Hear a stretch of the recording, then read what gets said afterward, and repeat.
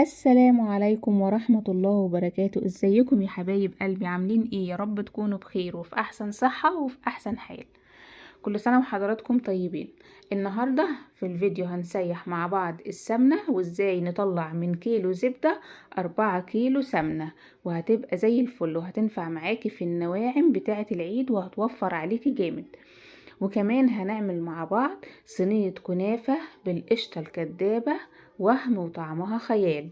تابعي معايا الفيديو للنهاية، ويا ريت تعملي لايك للفيديو واشتراك في القناة عشان كل لما انزل فيديو يوصلك اشعار بيه، وعلشان خاطر اختك نفسها تكمل شروط القناة وتفعل القناة. ربنا يجعله في ميزان حسناتكم، اللهم امين يا رب العالمين. انا من كيلو زبدة واحد عملت كل برطمانات السمنة اللي حضراتكم شايفينها قدامكم دي. سمنة جميلة وتحفة وكلها اكنها بالسمنة البلدي. يلا بينا نتوكل على الله ونبدأ الفيديو مع بعض. جبت عندي حلة على النار تكون كبيرة وواسعة، وانا متأكدة انها اكبر من الحاجات اللي او السمنة اللي انا هحطها علشان خاطر ما تفرش مني. عندي هنا صفيحة سمنة اللي هي ال2 كيلو كريستال بالزبدة الفلاحي، و2 كل واحدة كيلو اللي هي الزبدة الصفراء. تمام. وبعد كده نزلتهم في الحلة سخنوا، يعني ده ساحت خالص ما عادش منها حاجة. اكون انا بقى جايبة الكورة بتاعت الزبدة دي، زبدة فلاحي انا مضمناها وجايباها من واحد انا بتعامل معاها على طول. اول ما السمنة اللي هي الكريستال او اي نوع شركات تسخن اروح حطاها فيها، وبعد كده بقى اهدي النار وافضل كل شوية اقلب فيها. انا بعملها لما بكون مثلا كده بطبخ او بعمل حاجة في المطبخ، بحيث ان انا ما اسيبهاش واطلع. اول ما تبدأ تغلي كده والزبدة الفلاحة لها ده يعني ساحت كلها كمان في السمنة، بنزل عليها بمعلقة ونص كبيرة ملح. هنا انا بزود الملح شوية علشان خاطر ريحة السمنة ريحة السمنة الشركات ما تبقاش ظاهرة ليا، يبقى اللي ظاهر ليا ريحة السمنة البلدي. عشان كده بزود لها ملح. فكده كده المرتة بتاعتها اللي بتطلع انا ما بستخدمهاش في الاكل، ممكن احطها في الطبيخ. انا اخد منها معلقتين احطها مثلا في خلطه المحشي بتبقى جميله وتحفه، انما انك تغمسيها او اكل كده لا. بتاعه السمنه البلدي بس اللي ما بنكترش عليها ملح، بنحط بس معلقه صغيره فساعتها بنقدر ناكلها. اما دي ما بنحطش عليها ملح كتير، اما دي بنحط عليها ملح كتير فما ينفعش ان احنا ناكلها. طيب ايه طبعا الفايده الملح الكتير عشان خاطر يضيع لي الريحه بتاعه سمنه الشركات. هنا خلاص السمنه قدحت وبقت تمام وما عادش في اي حاجه فوق، والملح بقى لونه ذهبي كده. خلاص هطفي عليها بقى. خلي بالك النار هاديه علشان كل شويه اقلب فيها علشان خاطر ما تلزقش تحت وتتحرق مني. اول ما الاقي الوش بقى السمنه بقى لونها صافي ووش ما عادش فيه وش خالص كده السمنه بتاعتي اصبحت جاهزه. وكمان ان الملح اللي تحت بدأ لونه يغمق، خلاص اطفي علشان خاطر ما تتحرقش مني، لانها برضو بتفضل سخنه مده طويله. بعد ما بتبرد بقى خالص بروح مفضيها في البرطمانات زي ما حضراتكم شايفين بالظبط، صافية ونقية. وانا اللي استخدمت الكريستال الصفرة مع الكريستال البيضة علشان خاطر الكريستال الصفرة بتدي لون حلو للنواعم. فانا قلت ايه، كانت عندي الصفرة دي جبت، وبعد كده جبت اللي هي ال2 كيلو البيضة، فقلت عشان تدي ميكس في اللون عشان ما تبقاش ولا بيضة قوي ولا صفر قوي، فتخلي النواعم لونها جميل وتخلي النواعم تاخد لون حلو لما باجي استخدمها. هنا عملت معايا 4 برطمانات ازاز كبار، وكمان مليت الصفيحة اللي هي كريستال اللي هي كيلو. كده احنا خلصنا تسييح السمنة البلدي. ندخل بقى على الكنافة. انا هعمل النهاردة كنافة بالقشطة الكدابة. هجيب معايا نص لتر لبن، واحط عليهم معلقة ونص سكر كبيرة، ومعلقتين كبار نشا، ومعلقتين دقيق السميد او دقيق البسبوسة. تمام. وهروح مقلبة كل ده مع بعضه، وبعد كده ارفعه على النار. بعد ما ارفعه على النار تكون النار وسط زي ما حضراتكم شايفين، وايدي ما بتسيبش اللبن وامشي ولا اروح في اي مكان، افضل اقلب اقلب اقلب لحد لما تبدأ تتقل معايا. هنا بقى لما بدأت تتقل جبت المضرب عشان افضل اضرب فيها كده عشان ما تكتلش وتلزق معايا في الكسرولة او في الحلة.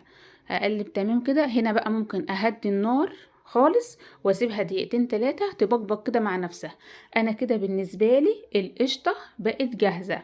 هاخدها بقى وافضيها في طبق علشان خاطر تبرد، وهروح مغطية وشها بايه، باي حاجه، كيس نايلون مثلا من بتاع التخزين وكده، بروح فاتحاه واروح حاطاه عليها، وخلي الكيس يلزق في وش القشطه على وشها بالظبط علشان خاطر وشها ما ينشفش ولا يشقق.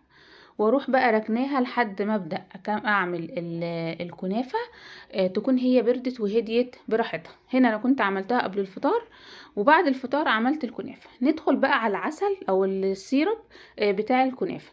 عندي كوبايه، نص كيلو الكنافه بياخد كوبايتين سكر من بتوع العصير، مش كوبايه المج الشاي، لا من بتوع العصير، بتاعه العصير.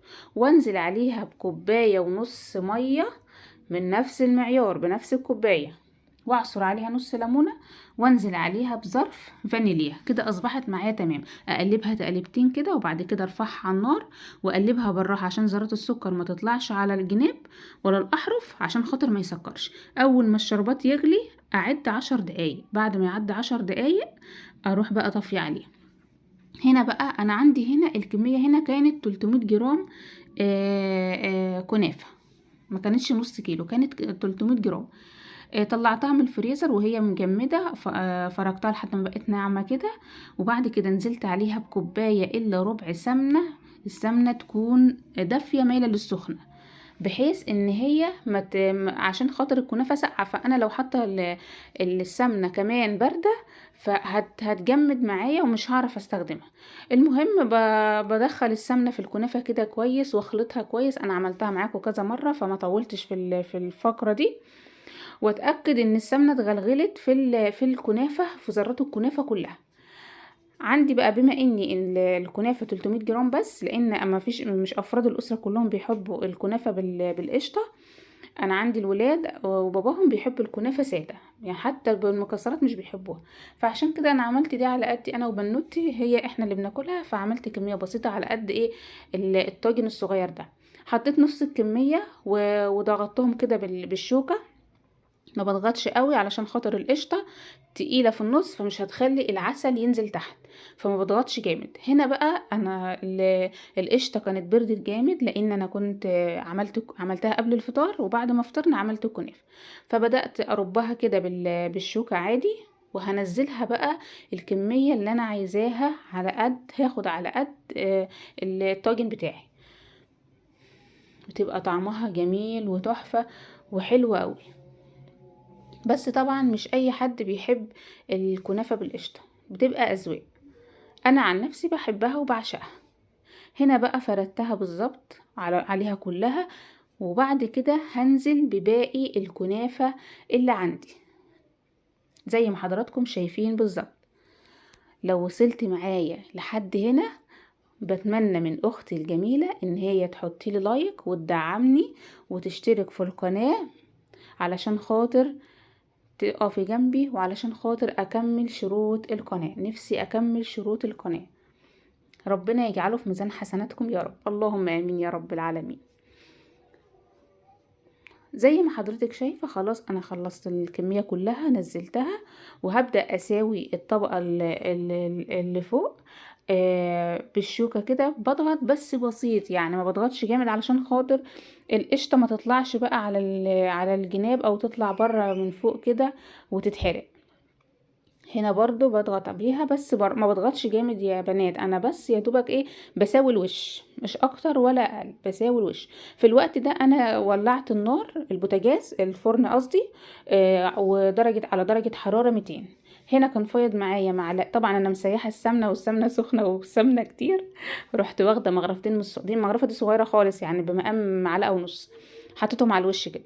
هنا بقى دخلتها في فرن سخن درجة حرارة 200 على الشبكة في الرف اللي في النص، ما بولعش الشواية خالص، واسيبها لحد ما الاقي الجناب فصلت. وانا طبعا ده هو لونه شفاف، بشوفه من تحت لونه عامل ازاي. او لما الجناب تحمر بولع الشواية دقيقة وانا واقفة جنبها. هنا السيرب كان بارد خالص، نزلت عليها كده شوف هي بتشرب العسل اهي. وبرضو هعملها من الجناب، يعني هوسع السيرب كده من الجناب علشان خاطر ينزل للطبقة اللي تحت.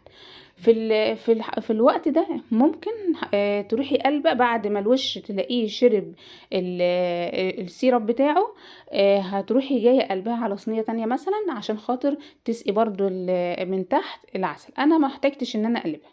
شايفينها هي بتشرب العسل ازاي؟ كل ما تشرب بحط لها تاني. انا بحب الكنافه تبقى سايحه في العسل، بحبها زي اللي بشتريها من بره الجاهزه كده، اخليها طريه وكلها عسل كده دايب بدوب في العسل. مع اني ماليش في السكريات قوي، بس انا بحب الكنافه كده. هنا بقى قطعتها وهشيل قطعة عشان اوريها لحضراتكم. بس انا يعني انت مش تعملي زيي، لان انا شلتها وهي لسه سخنة نار. طبعا الكريمة بتبقبق من السخونية، عشان كده دابت خالص وساحت، عاملة زي الجبنة بالظبط الموتزاريلا، ساحت خالص. فانت بقى هتعمليها وتسيبيها اقل حاجة ساعة، ساعة لحد ما تهدى خالص وترتاح، هتطلع معاكي قطعة متماسكة. هنا شايفين طعمها يجنن، تحفة تحفة بصراحة.